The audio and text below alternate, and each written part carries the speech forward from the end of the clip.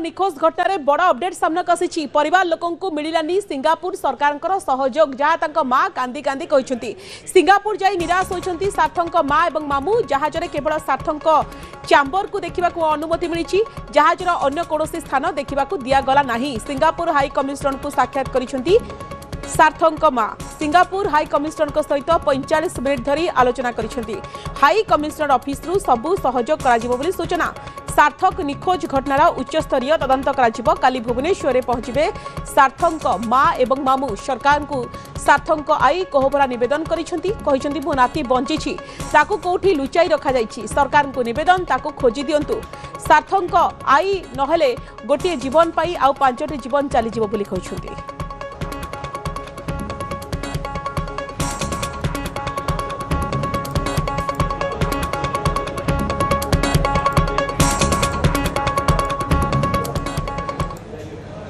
मो झी पुओ सिंगापुर गले इन्वेस्टिगेशन करने किंतु से माने सहयोग करियो आगर चिट्ठी देले किंतु जहाजर जेतले जाके पहुँचले सब तदारक करने किंतु मो झी को पुओ को छाड़िलेनी आ डगर अरेंज करने कहला साइंटिफिक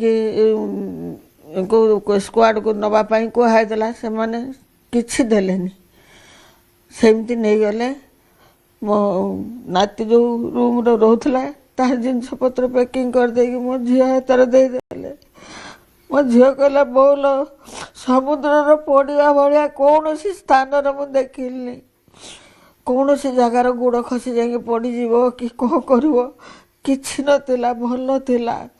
सेपरी स्थल ता भितर इनक्वारी करने बहुत इच्छा था कर दौना केवल से जो रूम सार्थक को दिखाई से रूम को नहीं गले बास जिनस पत्र देखईदे आम तो यही रही आगुरी से वीडियो कॉल करके देखते लाभ कौन से जाइए सरकार प्रतिश्रुति देले सिंगापुर सरकार भी प्रतिश्रुति देले आ से आशा नहीं मैंने जाइए मेन है जहाजर तन्न तन्न करके देखी था मेन जिन तो करे नहीं ना ना रेस्ट्रिक्शन अच्छी इमती हेनी सियाड़े जीवनी तो कौन से स्टाफ को पचारि पारनी या मान कौन यार मान तो किसी अर्थ ना क्या पचारि पारे कौन जगह को मन इच्छा जापर